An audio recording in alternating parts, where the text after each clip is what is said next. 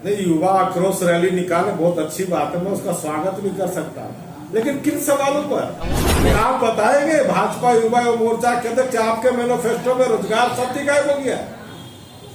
भाजपा का मैनिफेस्टो उठा कर देख लीजिएगा, रोजगार शब्द ही उन्होंने गायब कर दिया। बेरोजगारों को रोजगार देंगे, केवल मुंह से बोलने से नहीं होता। युवा है, युवाओं के प्रति वफादार बनिए, केंद्र सरकार से भी सवाल कीजिए।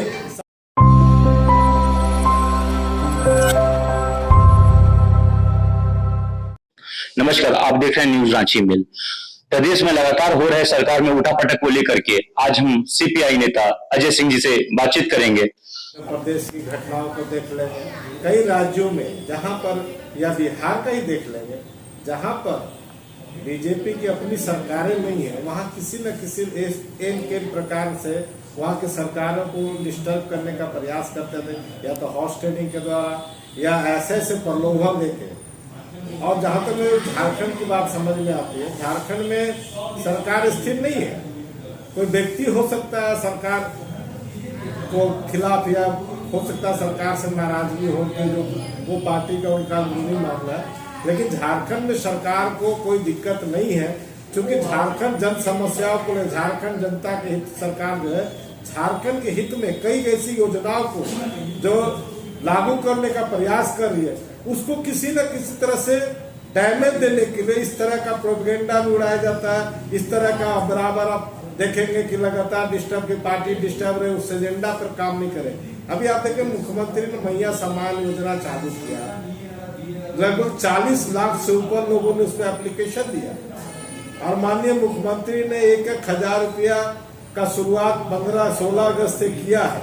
और आज भी गढ़वा, पलामू, लातेहार के कई जिलों में कई जो लाभान्वित उनको योजना मैया सम्मान योजना, महिलाओं को सशक्तिकरण के नाम पर सम्मान राशि जो देने का काम करे।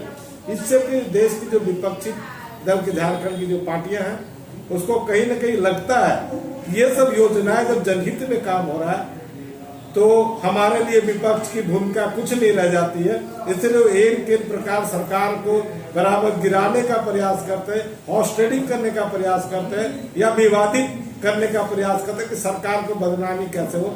लेकिन ये झारखंड में ऐसा संभव नहीं है। यहाँ के सभी जो अलायंस के साथ थे वो पूरी तरह से मजबूत है, और भाजपा को हरा के ये सरकार आई है, इसीलिए जनता के द्वारा चुनी गई सरकार है। इसलिए भाजपा को भी चुनाव 2-3 महीना है, परहेज रखना चाहिए इन सब बातों से, क्योंकि आप जो सत्ता में रहते हैं उनको आप जब डिस्टर्ब करेंगे तो सरकारें जब बदलती है तो कई चीजें होती है, ये सभी पर लागू हो जाती है। कल भाजपा युवा मोर्चा के द्वारा जन आक्रोश रैली निकाली जा रही है, इस पे क्या कहेंगे?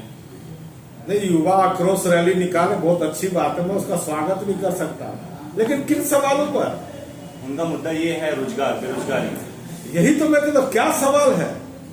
जिस सरकार में प्रधानमंत्री नरेंद्र मोदी 2014 में आए थे कि 2 करोड़ युवाओं को रोजगार देंगे, क्या उन्होंने कभी केंद्र सरकार के खिलाफ युवाओं के लिए रोजगार के सवाल पर उठाया सवाल?